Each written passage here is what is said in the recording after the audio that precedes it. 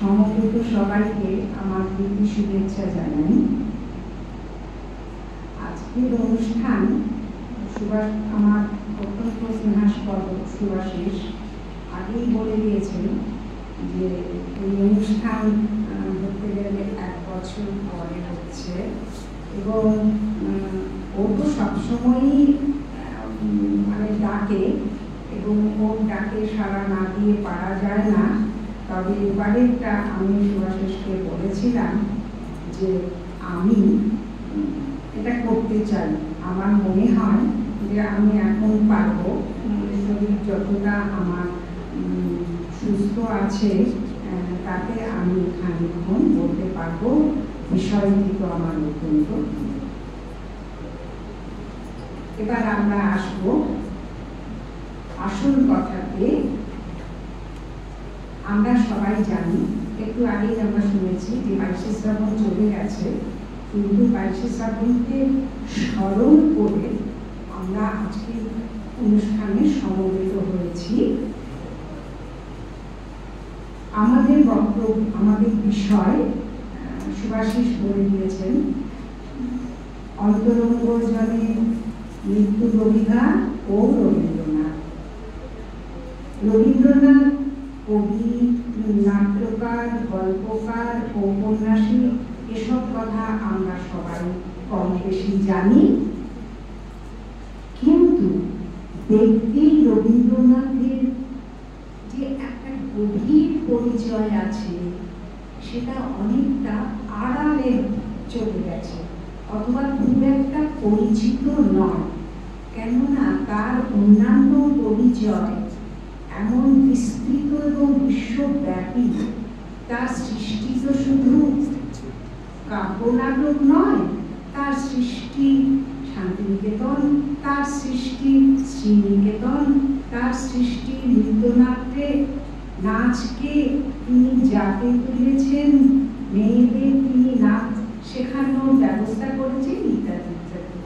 সেসব তো গেল, কিন্তু তিনি তো যতই হোক একজন ব্যক্তি মানুষ, কাজে সেই ব্যক্তি মানুষের একটা সংসার আছে, সেই সংসারে তার ওঠা পড়া আছে, ভালো মন্দ আছে, তার স্ত্রী, তার সন্তানাদি আছে, তাদের সঙ্গে তার সম্পর্ক, তাদের দুঃখ, তাদের পীড়া, তাদের লেখাপড়া, সব নিয়েই তাকে ভাবতে হয়।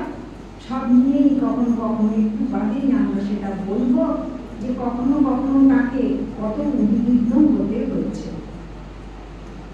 আমরা এবার মূল কথাতে আসছি, যে রবীন্দ্রনাথের জীবনে মৃত্যুকে রবীন্দ্রনাথ কিভাবে দেখেছেন, কিভাবে নিয়েছেন। সারা জীবনে যে মৃত্যুর মুখোমুখি তিনি হয়েছেন 80 বছরে, তার সবটাতে আমরা যাব না।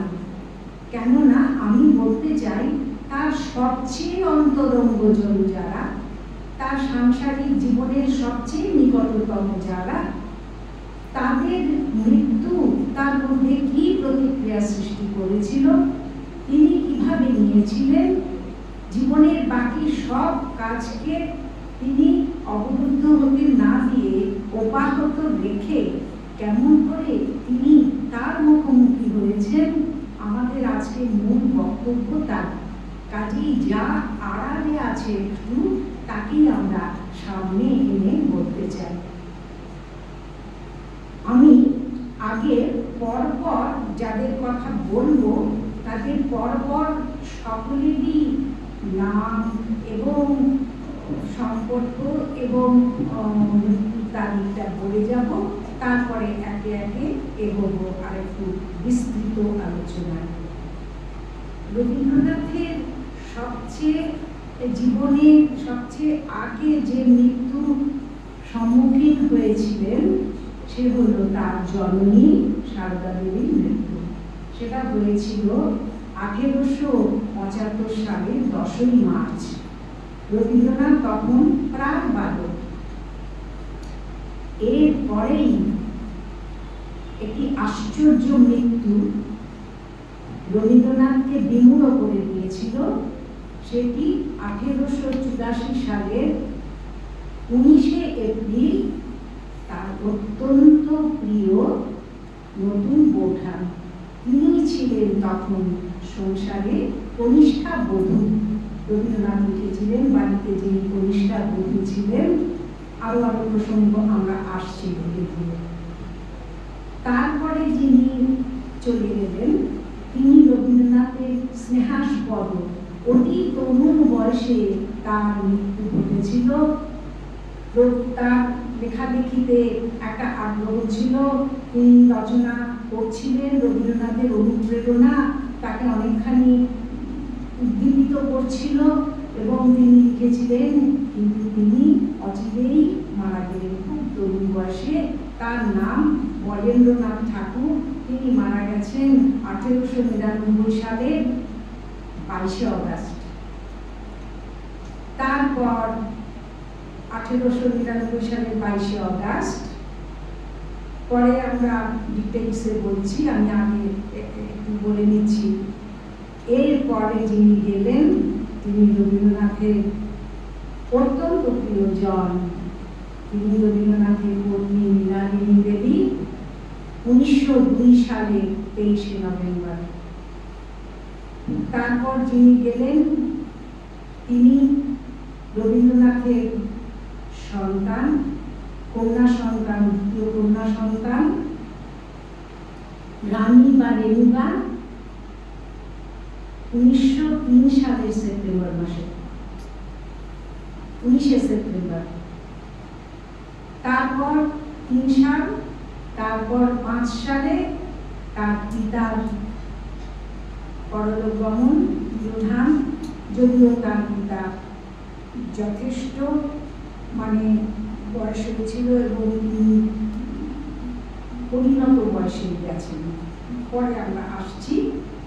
5 সাল হলো। 7 সালে রবীন্দ্রনাথের অত্যন্ত প্রিয় ছোট সন্তান সমীন্দ্রনাথ মারা গেলেন। তাতে কি প্রতিক্রিয়া হলো সে কথা আমরা পরে আসছি, এখন শুধুই আমরা তালিকাটা দিচ্ছি। সমীন্দ্রনাথ মারা গেলেন। তার আগে আমরা বলেছি রানী, তার প্রথম সন্তানের মৃত্যু হলো রানী বা রেণুকা, দ্বিতীয় কন্যা মৃত্যু। তারপর সমীন্দ্রনাথের মৃত্যু 1907 সালের 23শে নভেম্বর। এরপরে দীর্ঘদিন অন্যদের মধ্যে যাব না আমি। 1918 সালে রবীন্দ্রনাথের জ্যেষ্ঠা কন্যা মাধুরীলতা বা বেলা তার মৃত্যু ঘটে। এতে কখন কি প্রতিক্রিয়া হয়েছিল সেটা আমি ধীরে ধীরে আসছি। রবীন্দ্রনাথের যখন 12 বয়স তখন তার জননীর মৃত্যু হয়। রবীন্দ্রনাথ লিখেছেন তার জীবন স্মৃতিতে, আমি যতদূর স্মরণ করতে পারছি বলছি।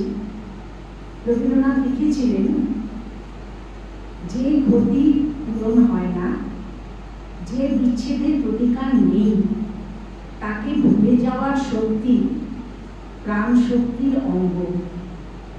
শিশু বয়সে সেই প্রাণ শক্তি নবীন এবং প্রবল থাকে, কাজেই সে বড় বড় মৃত্যুকেও পাশ কাটিয়ে চলে যেতে পারে। প্রথম যে মৃত্যুর কালো ছায়া আমার জীবনে এলো, সেই কালো ছায়া ছায়ার মতোই কখন মিলিয়ে গেল। অর্থাৎ শিশু বয়সের মৃত্যু ঘটনা যার জীবনেই হোক না কেন, একসময় তার বিস্মৃতি ঘটে, ফিকে হয়ে আসে সেই স্মৃতি। রবীন্দ্রনাথ সেই কথাটি বললেন যে জননীর মৃত্যুর স্মৃতি তার আগে সেদিন মনে ছিল না। দ্বিতীয় আমরা বলেছি 1884 সালের 19শে এপ্রিল তার অতি প্রিয় নতুন বৌঠান, যিনি বাড়ির কনিষ্ঠা বধূ ছিলেন, তার মৃত্যু।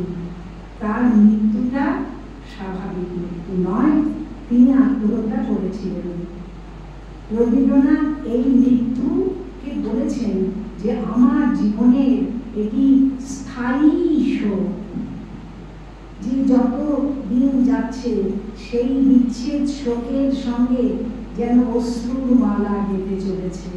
তার মানে প্রতিটি বিচ্ছেদ শোক স্মরণ করিয়ে দিয়েছে, সেই তার মানে স্নেহময়ী জননী সম, জননীর মতো কাজ তিনি করেছেন যথাকালে আমরা বলবো জননী সম সেই বৌঠান। কাজেই নতুন বৌঠানের মৃত্যু রবীন্দ্রনাথের জীবনে অত্যন্ত গভীর হয়েছিল, পরবর্তীকালে গভীর চিত্তে তার স্থান হয়েছিল এবং প্রথমে যখন হলো তখন খুব তীব্র হয়েছিল। রবীন্দ্রনাথ তার স্নেহধন্যা রানীচন্দ্র বা মৈত্রেয়ী দেবীর কাছে কি কথা বলেছিলেন সে কথা আমরা একেবারে শেষে আসব। এরপর আমরা বলছি বরেন্দ্রনাথ ঠাকুরের কথা। রবীন্দ্রনাথের চতুর্থ ভ্রাতা বীরেন্দ্রনাথ ঠাকুরের পুত্র বরেন্দ্রনাথ। বললাম আমরা বরেন্দ্রনাথ লেখালেখি করছিলেন, রবীন্দ্রনাথের অনুপ্রেরণা তার কাছে খুব দরকারি ছিল এবং রবীন্দ্রনাথ তাকে খুবই স্নেহ করতেন, কিন্তু তার চেয়েও বেশি স্নেহ করতেন রবীন্দ্রনাথের পত্নী মৃণালিনী দেবী। মৃণালিনী দেবী বরেন্দ্রনাথকে এত ভালোবাসতেন, এত স্নেহাস্পদ ছিলেন বরেন্দ্রনাথ মৃণালিনী দেবীর কাছে যে মৃণালিনী দেবী এই মৃত্যু খবর শুনে ভেঙে পড়েন। খবর শুনে কেন না, রবীন্দ্রনাথ তখন কলকাতাতে ছিলেন এবং রবীন্দ্রনাথের পরিবার অর্থাৎ মৃণালিনী দেবী এবং তার পুত্র কন্যারা সকলেই শিলাইদহতে ছিলেন। রবীন্দ্রনাথ জানতে পারলেন যে কতখানি ভেঙে পড়েছেন মৃণালিনী দেবী। তিনি তাকে চিঠিতে লিখলেন, একটু ভর্ৎসনা করে লিখলেন। আমি যতখানি স্মরণ করতে পারছি রবীন্দ্রনাথের ভাষায় ততটা বলছি। রবীন্দ্রনাথ লিখলেন, ভর্ৎসনা করে লিখলেন যে তুমি করছো কি, নিজের দুর্ভাবনার কাছে যদি এত এইভাবে আত্মসমর্পণ করো তোমার কি দশা হবে বলো দেখি। জীবনে বারে বারে মৃত্যু এসে আঘাত করবে, মৃত্যুর চেয়ে সত্য তো আর কিছু নেই। আমরা তো আজকাল মৃত্যুর কোনো মুখকেই আমি ভয় করি না, কোনো মুক্তিতেই ভয় করি না। আমাদের শুনতে আশ্চর্য লাগে যে রবীন্দ্রনাথের জীবনে তখনও তার পরিবারের সবচেয়ে আপনজন যারা তাদের কারোর মৃত্যু ঘটেনি, তার আগেই তিনি বলছেন মৃত্যুর কোনো রূপকেই আজকাল আমি ভয় করি না।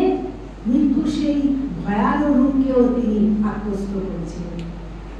কাজে এরপরে যখন আমরা একে একে দেখব তার পত্নী, তার পুত্র, তার পিতা, তার কন্যা চলে যাচ্ছেন এবং সেটা প্রায় 10 বছরের মধ্যেই, 1 বছর 2 বছর বাদে বাদে, তাকে সহ্য করা যে কত কঠিন সাধারণ মানুষের পক্ষে, কিন্তু রবীন্দ্রনাথের কাছে যে তার কিসের বার্তা নিয়ে আসে তিনি নিজে সে কথা তার পিতার মৃত্যুর পরে বলেছিলেন।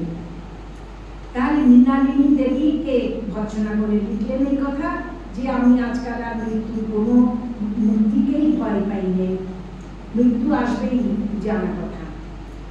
আমরা বলছি যে মৃত্যু সেই ভয়ঙ্কর রূপে রবীন্দ্রনাথ তখনই আত্মস্থ হয়ে গিয়েছিলেন। তখন যদিও তার আপনজনেরা কেউই চলে যাননি, কিন্তু অচিরেই চলে গেলেন, অচিরেই। এটা বরেন্দ্রনাথ গেলেন 1899-তে, 1902 সালে 23শে নভেম্বর চলে গেলেন মৃণালিনী দেবী। মৃণালিনী দেবী রবীন্দ্রনাথ ভেবেছিলেন শান্তিনিকেতনে বাড়ি করলেন, সেখানে গিয়ে সংসার পাতলেন। মৃণালিনী দেবীকেও নিয়ে গেলেন, কিন্তু মৃণালিনী দেবী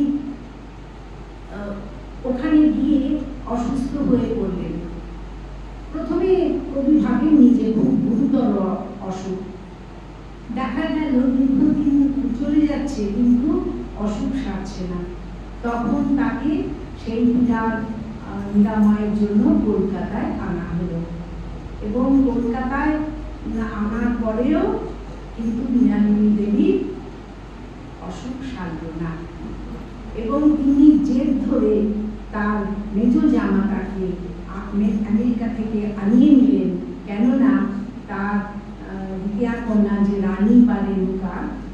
ফুলশয্যা হয়েছিল না। সেটি তিনি জীবনকালে সম্পন্ন করবেন এই ইচ্ছে ছিল তার, এবং তিনি নিশ্চয়ই মনে মনে কোনোভাবে ভেবেছিলেন হয়তো যে তার জীবনকাল আর বেশি দিন নেই। কাজেই তিনি কন্যার ফুলশয্যা সম্পন্ন করলেন। এবং তারপরে আমরা বললাম যে 1902 সালের 23শে নভেম্বর মৃণালিনী দেবীর মৃত্যু ঘটল। তখন রবীন্দ্রনাথের বয়স 41 বছরের একটু বেশি, মৃণালিনী দেবীর বয়স 30। রবীন্দ্রনাথ ব্যক্তিগত জীবনে অত্যন্ত স্নেহ বৎসল কর্তব্য পরায়ণ স্বামী ছিলেন। কাজেই সাংসারিক জীবনকে তিনি অবহেলা করেছেন। অত বড় প্রতিভাবান ব্যক্তি, তার এত বিচিত্র দিকে, এত বিচিত্র কাজ, সে কথা কেউ বলতে পারবে না। তার সংসার করতে পারবে না, তার সন্তানেরাও করতে পারবে না। কাজেই তিনি মৃণালিনী দেবীর স্নেহবৎসল স্বামী ছিলেন। এবং পত্নী মারা যাওয়াকে তার যথেষ্ট কঠিন আঘাত লাগলো। বিশেষ করে শান্তিনিকেতন ব্রহ্মচর্য বিদ্যালয়ে মৃণালিনী দেবী খুব সহযোগী ছিলেন রবীন্দ্রনাথের। তার অনেক ত্যাগও ছিল। শুধু তাই নয়, যখন রবীন্দ্রনাথ ব্রহ্মচর্য বিদ্যালয়ের ছাত্র, তখন তিনি বাকি ছাত্রদেরও পুত্র বৎসলতায় কাছে টেনে নিয়েছিলেন। সেজন্যই শান্তিনিকেতনে একটা শূন্যতার সৃষ্টি হল, এবং রবীন্দ্রনাথও মনে মনে খুবই আঘাত পেলেন। রবীন্দ্রনাথ বলেছেন এই প্রসঙ্গে যে অনেক রাত পর্যন্ত বাবার কাছে সমবেদনা জানাবার জন্য লোক আসতে লাগলো। বাবা শান্তভাবে অসম্ভব ধৈর্যের সঙ্গে সকলের সঙ্গে কথা বলে গেলেন, কিন্তু আমরা বুঝতে পারছিলাম যে কি নিদারুণ শোকে তিনি, তার অন্তরটা বিপর্যস্ত হয়ে গেছে। কিন্তু তবুও তিনি স্থির ছিলেন, তার আত্মস্থতা কোথাও ক্ষুণ্ণ হয়নি। মৃণালিনী দেবী চলে গেলেন। মৃণালিনী দেবী যখন অসুস্থ ছিলেন, তখনই তার দ্বিতীয় কন্যা রানী বা রেণুকা বেশ গুরুতর অসুস্থ ছিলেন, কিন্তু তার দিকে রবীন্দ্রনাথ তখন তত মন দিতে পারেননি। আবার ছোট মেয়েও অসুস্থ হয়েছিলেন। ফলে এই পত্নী কন্যা সকলের পীড়ায় রবীন্দ্রনাথ তখন একেবারে এত উদ্বিগ্ন হয়েছিলেন। মৃত্যু তাকে উদ্বিগ্ন করতো না, কিন্তু করতো হচ্ছে জীবিত মানুষের যে সমস্যা সেটা। কাজে এদের পীড়া কি করে নিরাময় করবেন, কিভাবে হবে, সেই কথা ভেবে তার উদ্বেগ হচ্ছিল।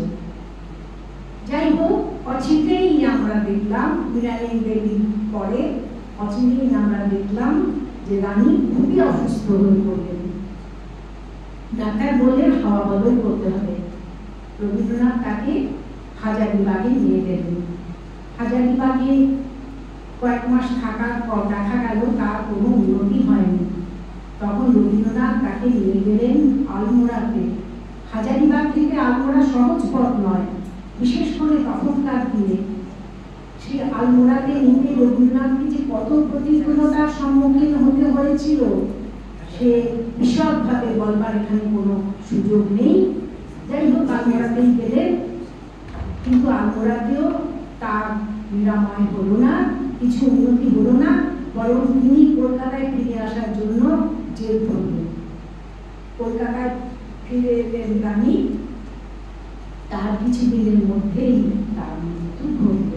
তার রানীর মৃত্যু ঘটেছে 1903 সালের 19শে সেপ্টেম্বর। রানীর মৃত্যু রবীন্দ্রনাথের জীবনের প্রথম সন্তান শোক। 1905 সালে রবীন্দ্রনাথের পিতা দেবেন্দ্রনাথের মৃত্যু হল। এখানে অবশ্য শোকের কোনো ব্যাপার নেই, কারণ তিনি পরিণত বয়সেই পরলোক গমন করেছেন, তার প্রধান হয়েছে। তবুও পিতা তো বটে, এবং পিতাকে তিনি খুবই শ্রদ্ধা করতেন। পিতা মৃত্যুতে তিনি যেমন ধৈর্য এবং অবিকম্পিত থাকতেন, সেরকম থাকলেন। কয়েকদিন পর পিতার মৃত্যু, পিতা হয়েছিল 1905 সালের 19শে জানুয়ারি। তার কয়েকদিন পর মাঘোৎসবের অনুষ্ঠানে তিনি যে ভাষণ দিয়েছিলেন তাতে বলেছিলেন যে আমরা জীবন আর মৃত্যুর মধ্যে একটি বিভীষিকা কল্পনা করি এবং এমন একটি প্রাচীর তুলে দিই যে যাতে একটির সঙ্গে আরেকটির কোনো সংযোগ হতে পারে না। কিন্তু যিনি মৃত্যুর স্রষ্টা তিনি জীবনের স্রষ্টা। জীবন এবং মৃত্যু তাঁরই প্রসাদ। এই কথা যিনি বলতে পারেন, এই কথা যিনি ভাবতে পারেন, তার কাছে তো মৃত্যু কখনো কোনো বাধা হবে না, কোনো বিষয়ে বাধা হবে না এবং কখনো তাকে বিচলিত করতে পারবে না। 1905 সাল চলে গেল। 1907 সালে রবীন্দ্রনাথের উপর্যুপরি এতগুলি মৃত্যু ঘটার পর রবীন্দ্রনাথ স্থির ছিলেন, তার কর্ম অব্যাহত ছিল, তার সৃষ্টি অব্যাহত ছিল। কিন্তু এবার এমন একটি মৃত্যু ঘটনা তার সামনে এলো, ঘটল, যে তিনি স্তব্ধ এবং বিমূঢ় হয়ে গেলেন। এত অভাবিত, এত অপ্রত্যাশিত সেই মৃত্যু ঘটনা। সে হল সমীন্দ্রনাথ ঠাকুর, রবীন্দ্রনাথের কনিষ্ঠ পুত্র। সেই কনিষ্ঠ পুত্র পুজোর ছুটিতে তার বন্ধু সরোজচন্দ্রের সঙ্গে মুঙ্গেরে বেড়াতে গিয়েছিলেন। এসব ক্ষেত্রে রবীন্দ্রনাথ কখনো আপত্তি করতেন না। রবীন্দ্রনাথ অনুমতি দিয়েছিলেন সেখানে যাওয়ার এবং সেখানে গিয়েছেন। আর রবীন্দ্রনাথ ইতিমধ্যে বহরমপুরী প্রথম বঙ্গ সাহিত্য সম্মেলনে প্রথম সভাপতি রূপে আহত হয়েছিলেন। রবীন্দ্রনাথ সেখানে সভাপতিত্ব করে ফিরে এলেন কলকাতাতে এসে টেলিগ্রাম পেলেন যে সমীন্দ্রনাথের কলেরা হয়েছে। তখনই তিনি চলে গেলেন মুঙ্গেরে গিয়ে সমীন্দ্রনাথকে বাঁচানো গেল না। তিনি ফিরে এলেন অনেকদিন বাদে।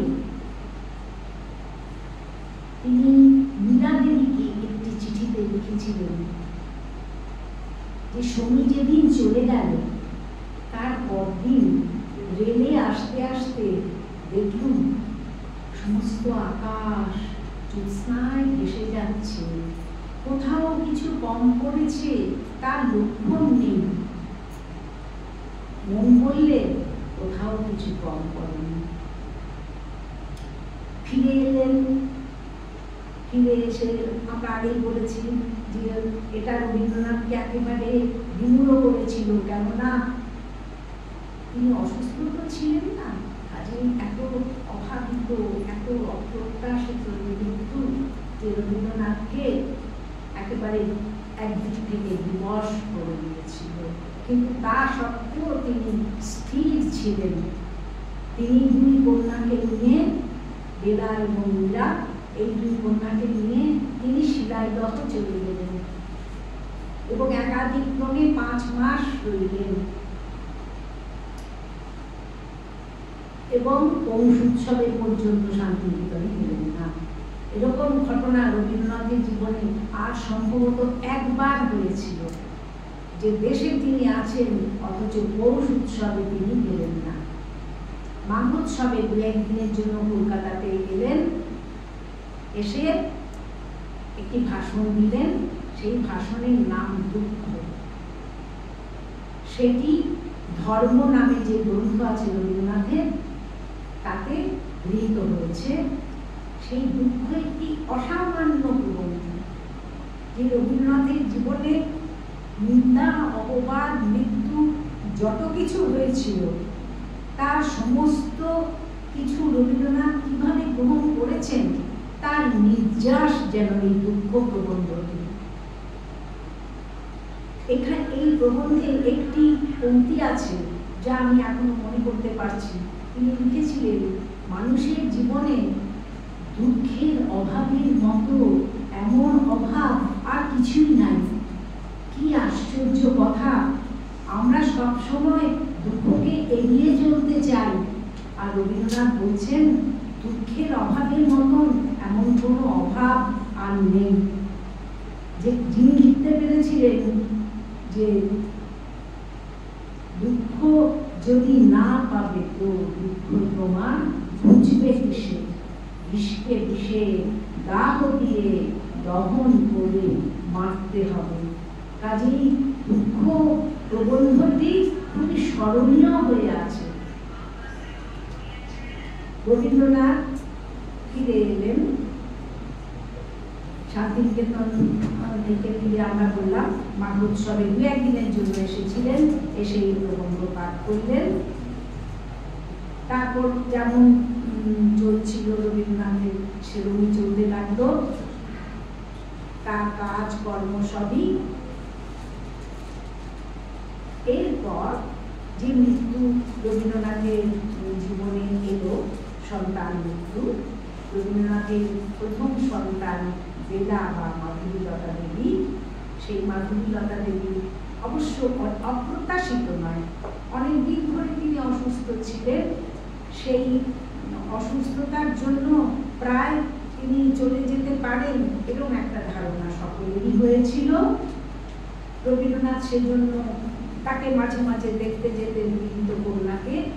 কিন্তু যেদিন কন্যা মারা গেলেন সেদিনও তিনি গেছেন, গিয়ে শুনলেন যে কন্যা নেই।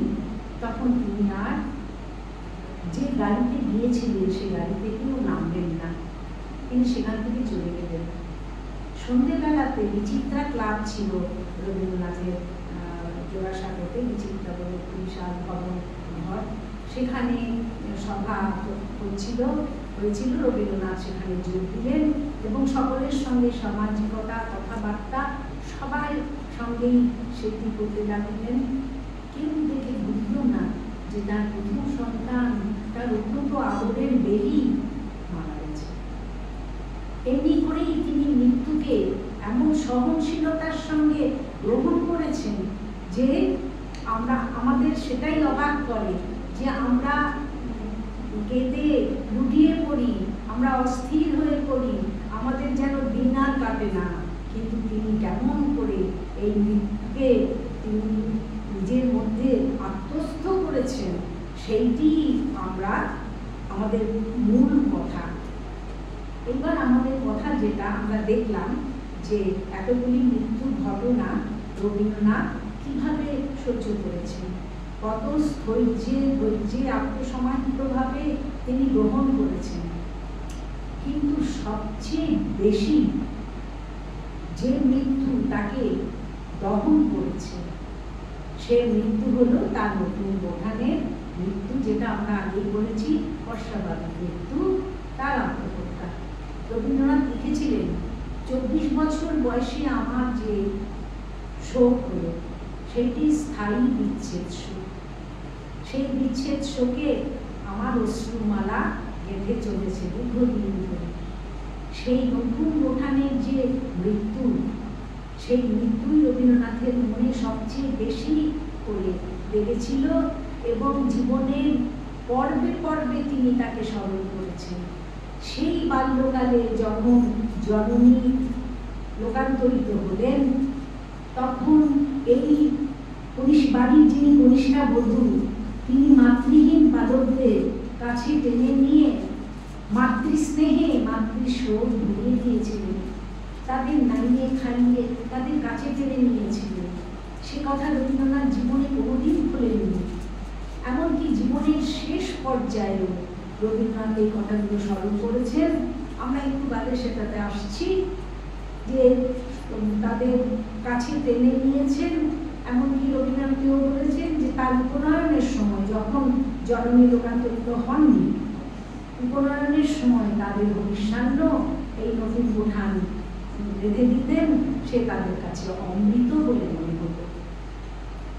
সেই এবার তাহলে আমরা বলতে চাইছি যে এতগুলি মৃত্যু, যারা অত্যন্ত অন্তরঙ্গ, আমি আগেই বলেছি 80 বছরে তাকে আরো অনেক মৃত্যু সহ্য করতে হয়েছিল, কিন্তু যাদের কথা বললাম তারা তার সবচেয়ে কাছের জনেরা। এই মৃত্যু ঘটনা তাকে তার আত্মস্থতাকে ভঙ্গ করতে পারেনি, তার কর্ম থেকে তাকে বিরত করতে পারেনি।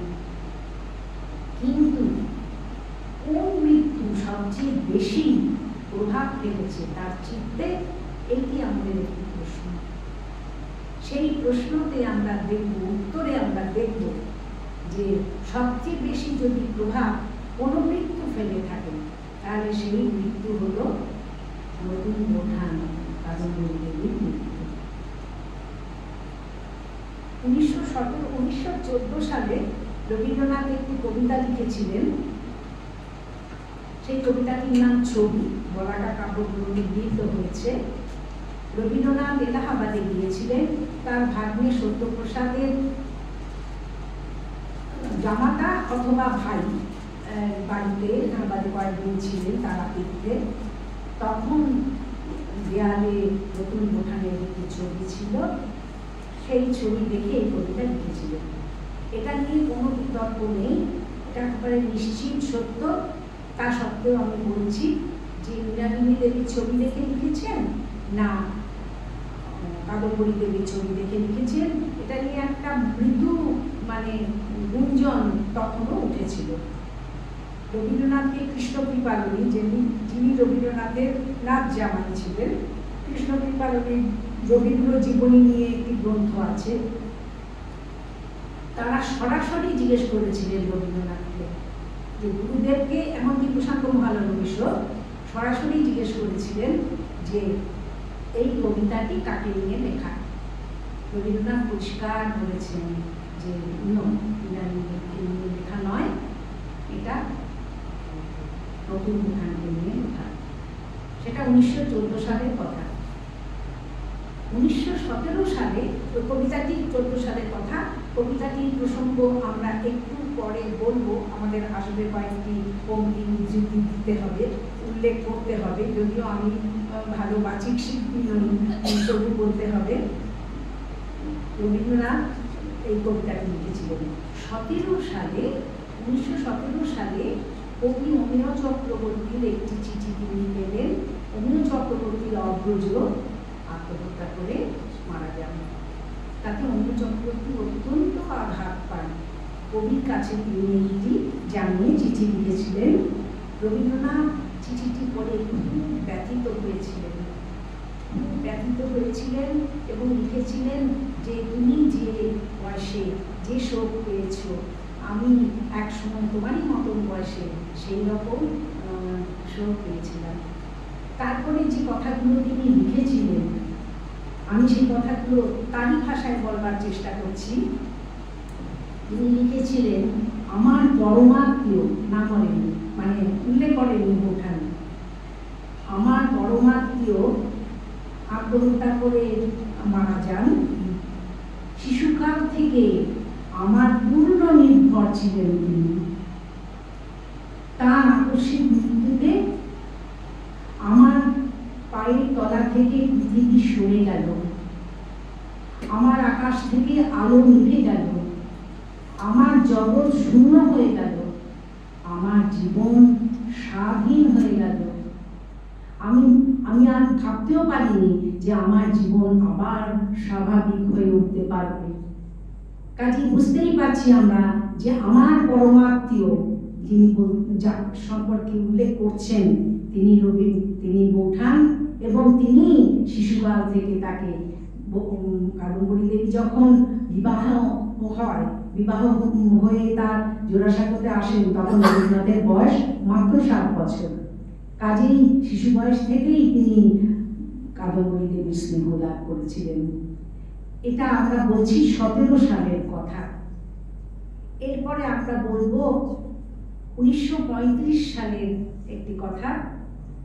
1935 সালে রানীচন্দ্রর সঙ্গে কথোপকথনে রবীন্দ্রনাথ বলেছিলেন, সারা জীবন ধরে যে তিনি তাকে মনে রেখেছেন, পর্বে পর্বে মনে রেখেছেন, তার উল্লেখ আমরা করছি। এ থেকেই বুঝতে পারি যে কিভাবে তিনি তার কাব্যে, গানে, তার গদ্য রচনায়, কথোপকথনে কোনো সময় তিনি সারা জীবন ধরে, বিশেষ করে যাদের সঙ্গে তিনি যাদের আতিথ্য নিয়েছেন, কথা বলেছেন, রানীচন্দ্র বা মৈত্রেয়ী দেবী, তাদের সঙ্গে কথোপকথনে তিনি বলেছেন এবং তারা বিশেষ করে মৈত্রেয়ী দেবী লিখে রাখতেন এবং মৈত্রেয়ী দেবী প্রশ্নও করতেন কবিকে।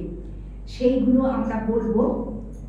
আগে বলিনি যে 17 সালের এটা বললেন তিনি, এবং এতে আমরা বুঝলাম যে রবীন্দ্রনাথ সম্মুখে নিজের কথাকে, এরপরে যেগুলো বলবো সেগুলো রানীচন্দ্র লিখেছেন বা মৈত্রেয়ী দেবী লিখেছেন তার কথাই, তো তা সত্ত্বেও সেটা রবীন্দ্রনাথ নিজে হাতে লেখেননি, কিন্তু এটি নিজে হাতে লিখেছেন যে আমার জীবনের সমস্ত কিছু অন্ধকার হয়ে গেল, তবুও সেই অন্ধকার থেকে তিনি মুক্তি লাভ করেছিলেন, সেই অন্ধকারকে আঁকড়ে ধরে বসেননি।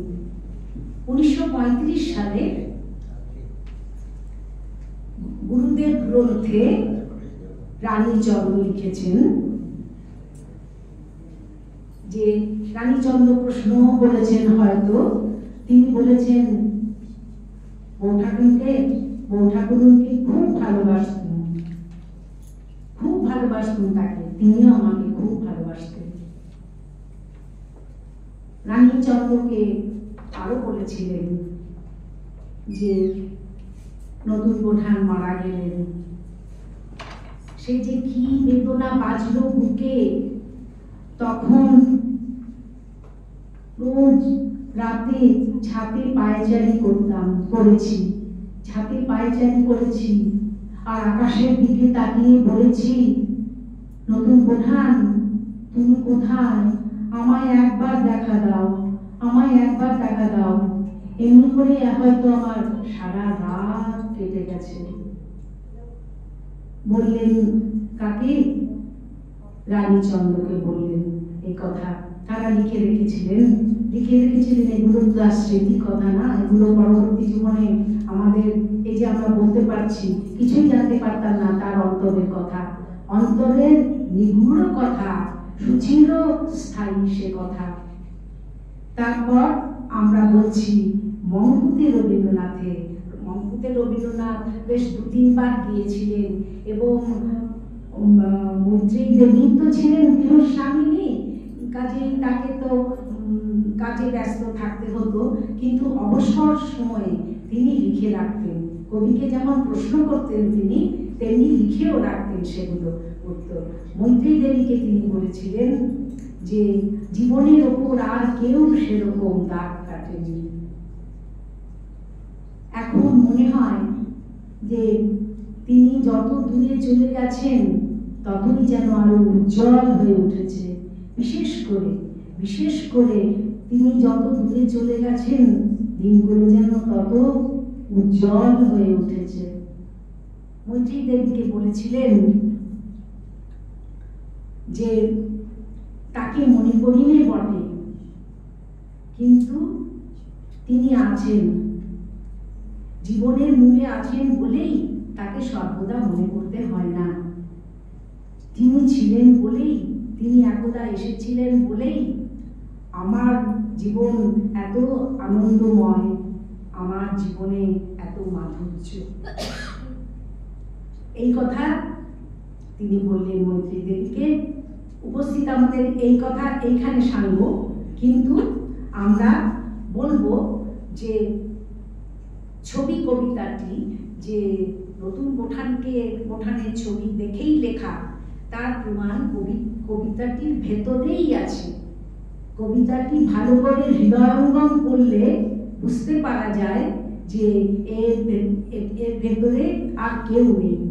আমি সবটা বলবো না, কারণ অনেক বড় কবিতা, এটা হয়তো আমার ভুলও হয়ে যেতে পারে। আমি যে প্রাসঙ্গিক অংশ বলবো। তিনি মৈত্রেয়ী দেবীকে কি বলেছিলেন যে জীবনের মূলে আছো বলেই তোমাকে মনে করতে হয় না, জীবনের মূলে আছো বলেই তোমাকে, তুমি একদিন এসেছিলে বলেই আমার ভুবন এত আনন্দময়, আমার জীবনে এত মাধুর্য। তাহলে এই যে জীবনের মূলে আছো, এই কথাটি রবীন্দ্রনাথ হুবহু এই কথাটি এই কবিতাটিতে আছে। আমরা সেখান থেকেই বলছি একটু। তুমি যে নিয়েছো বাসা জীবনের মূলে তাই ভুল, অন্য মনে চলি পথে ভুলি নাকি ফুল, ভুলি নাকি তারা, তবুও তাহারা প্রাণের নিঃশ্বাস বায়ু করে সুমধুর, ভুলের শূন্যতা মাঝে ভরে দেয় সুর। ভুলে থাকা নয় সে তো ভোলা, বিস্মৃতির মর্মে বসি রক্তে মন দিয়েছ যে দোলা, নয়ন সম্মুখে তুমি নাই, নয়নের মাঝখানে নিয়েছ যে ঠাই, আজি তাই শ্যামলে শ্যামল তুমি নীলিমায় নেই, আমার নিখিল তোমাতে পেয়েছে তার অন্তরের নীল। নাহি জানি কেহ নাহি জানে তব সুর বাজে মোর গানে, কবির অন্তরে তুমি কবি, নও ছবি নও ছবি নও তুমি ছবি। তোমারে পেয়েছি কোন প্রাতে, তারপরে হারাইছি রাতে, তারপরে অন্ধকারে অগোচরে তোমারেই লোভী, নও ছবি নও তুমি ছবি।